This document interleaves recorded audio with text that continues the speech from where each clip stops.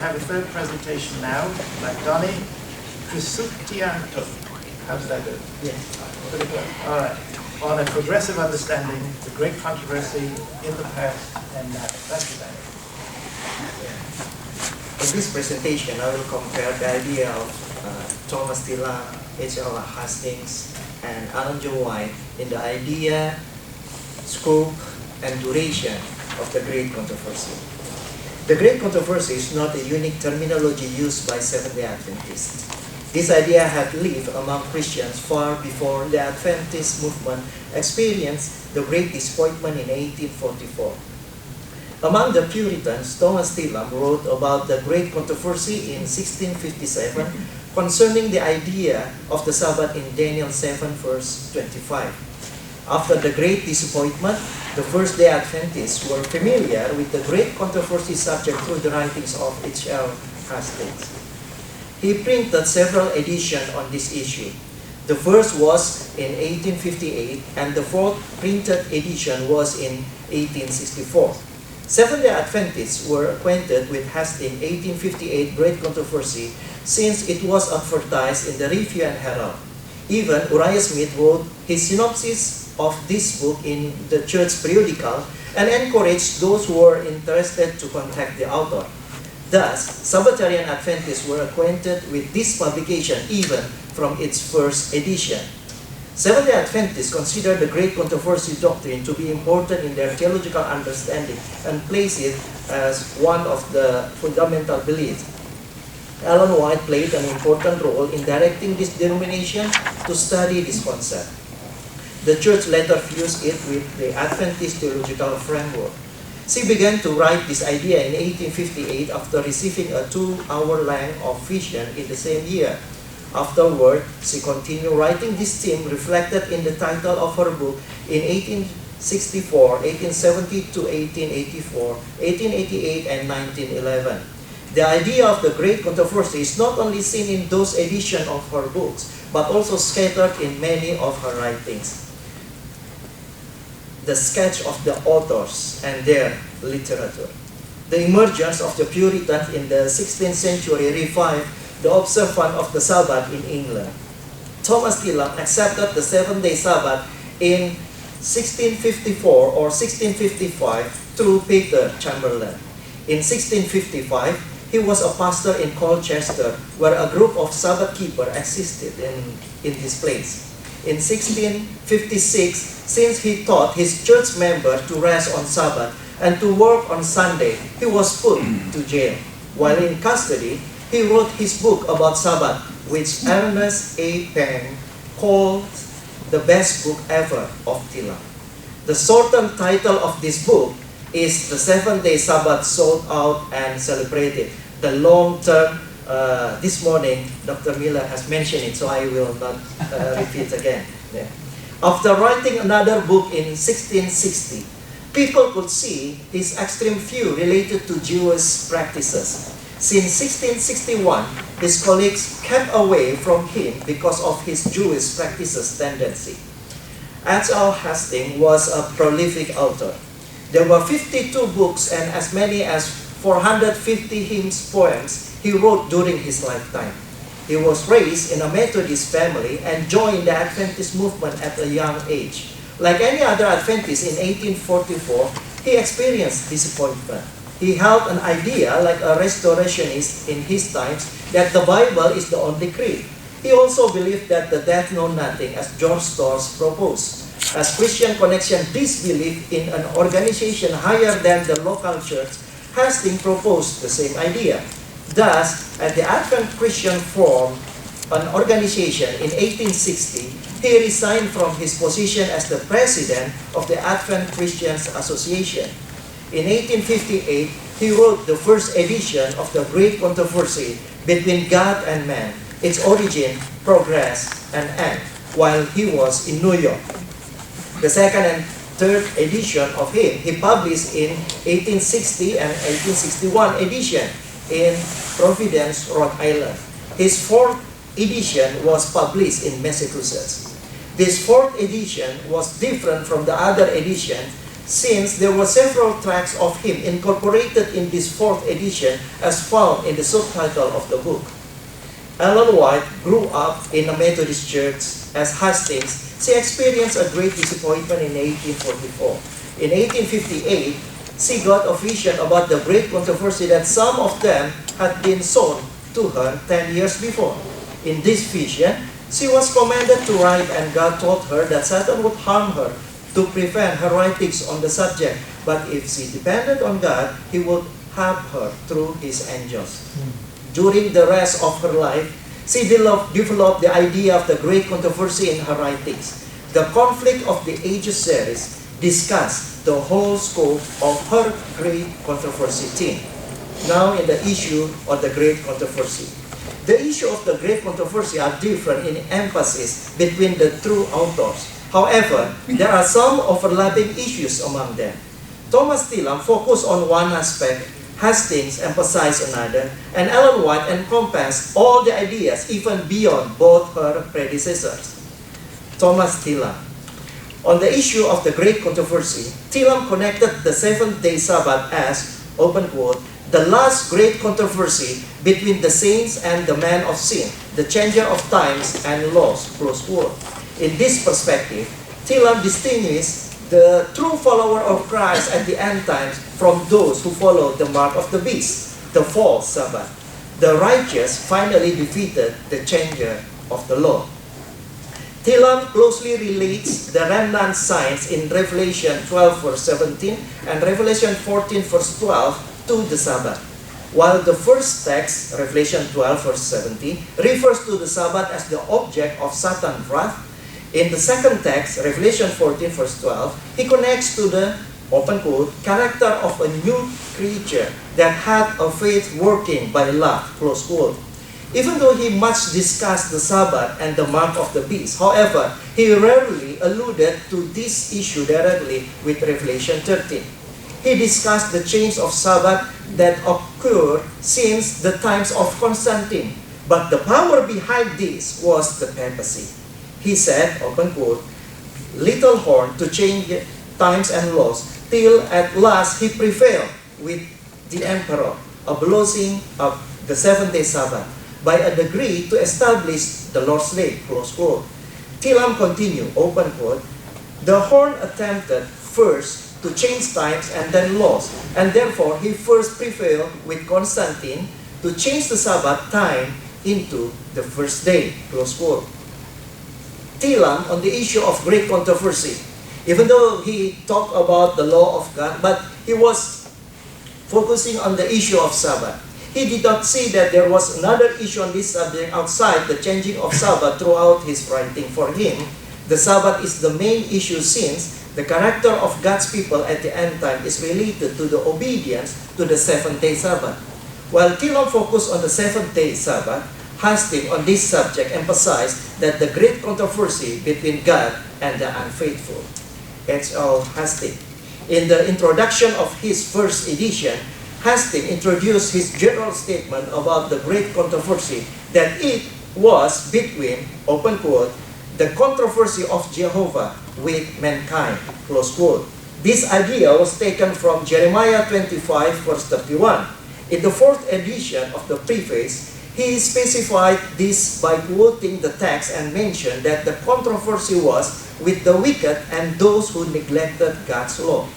The origin of this controversy occurred since God's people rejected His law. He said that His people, open quote, had rebelled against Him and broken His law. They had violated their most solemn obligations. They had dishonored His glorious name and caused it to be blasphemed among the nation around, close quote. These statements were based on the context in the book of Jeremiah when the Israelites rebelled against God. To trace the origin of this controversy, Hastings referred to the violation of Adam and Eve to God's law in Eden. Hastings defined that sin was the source of the controversy between God and mankind. He wrote that, open quote, sin then is an appropriate cause of controversy between God and man. And the origin of the great controversy which we propose to consider is to be referred back to the primal transgression which interrupted the existing harmony between the creature and the Creator, close quote. The great controversy, he said, is a controversy, open quote, between right and wrong, between good and evil, between the supporter of righteousness on one hand and the perpetrators of iniquity on the other, close quote. From his perspective, Hastings saw that the great controversy started as the first man fell into sin. The controversy continued on this earth because human beings followed their tendency to violate God's law and not yield to his precepts and principles.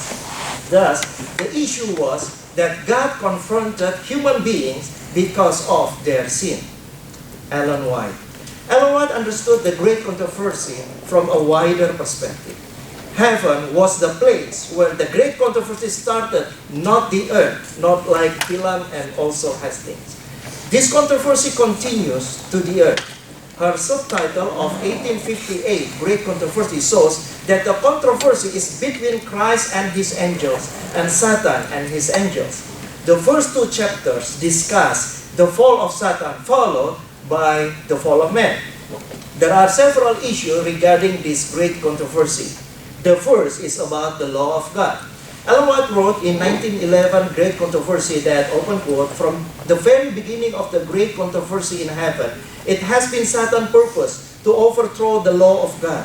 It was to accomplish this that he entered upon his rebellion against the Creator, and though he was cast out of heaven, he has continued the same warfare upon the earth, to deceive men and thus lead them to transgress God's law, is the object which he has steadfastly pursued, close quote. For Ellen White, the controversy that is happening on this earth is the continuation of what was happening in heaven. The second issue is closely related to the law, that is the character of God. Even though Ellen White regarded God's law as, open quote, a revelation of his will, a transcribe of his character, close quote, she also believed that in the great controversy, Satan attempted to attack God's character.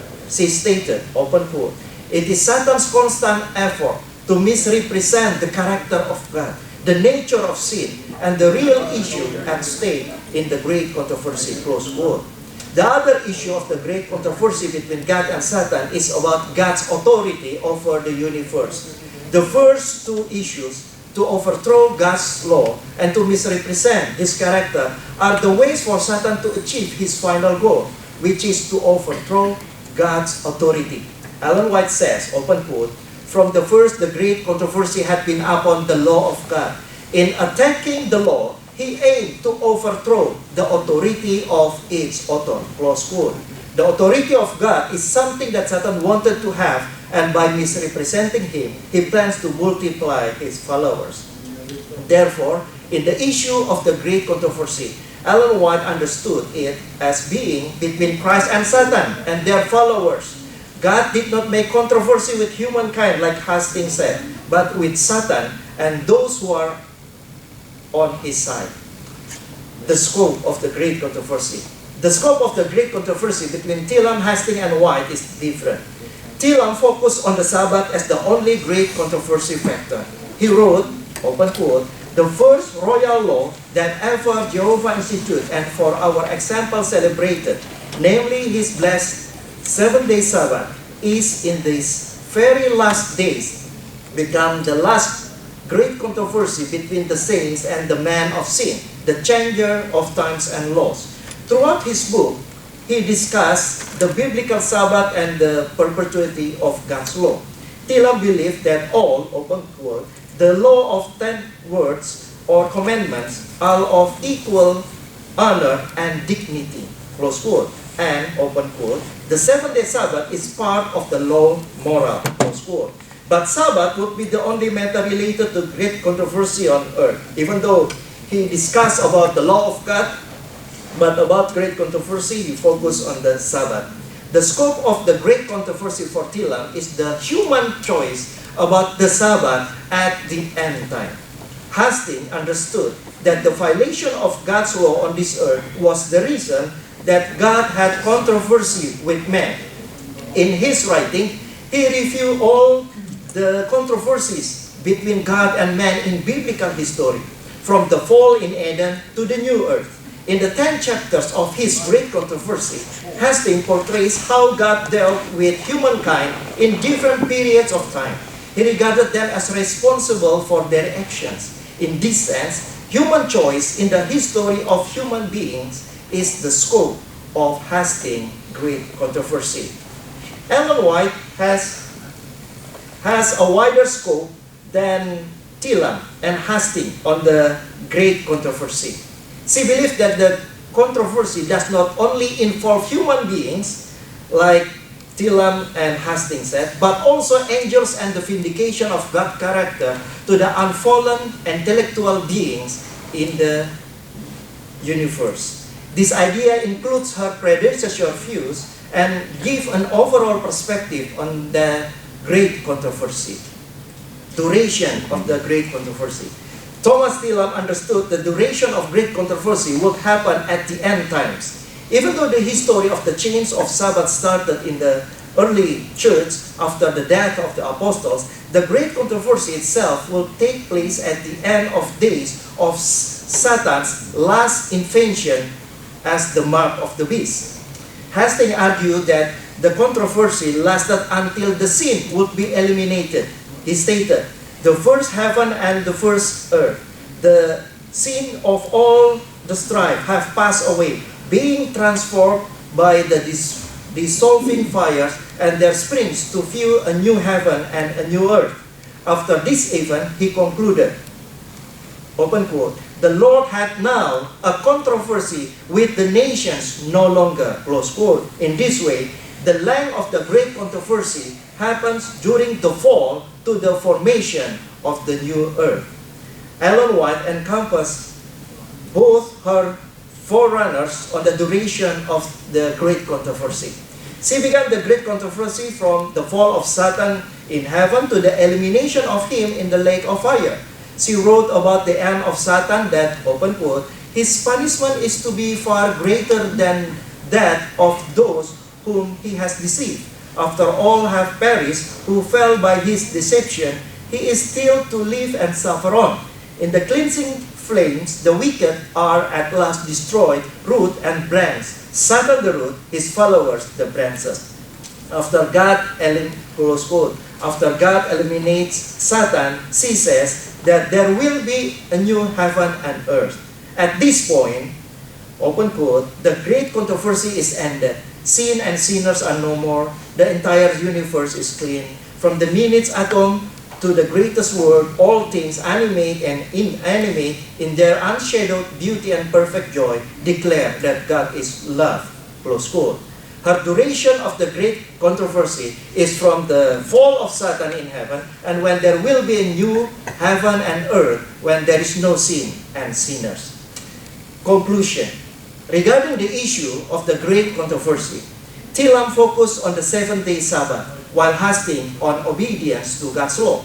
Ellen White did not only discuss about Sabbath and God's law in her great controversy theme, but also about the character of God and His authority, something that Tillam and Hastings had lacked attention.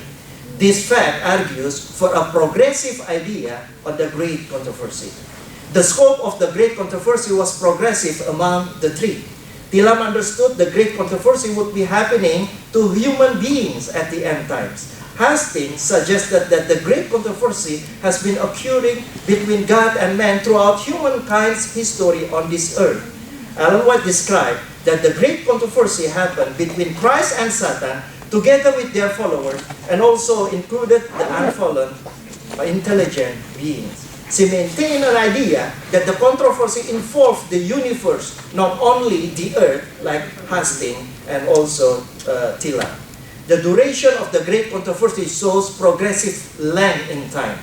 Tillam limited it in the last days. Hastings believed that it happened from the fall to the restoration time. And Ellen White believed that the starting point was in heaven and would end in the creation of a new heaven and earth. This study shows that there is a progressive understanding of the great controversy idea between Thomas Tillam, H.L. Hastings, and Ellen White. This fact indicates that there is no dependency between one to another in this subject. Each one of them gave their own perspective on how the great controversy takes place. Even though there are differences among them, there are progressive ideas in the issue, scope, and duration of the great controversy.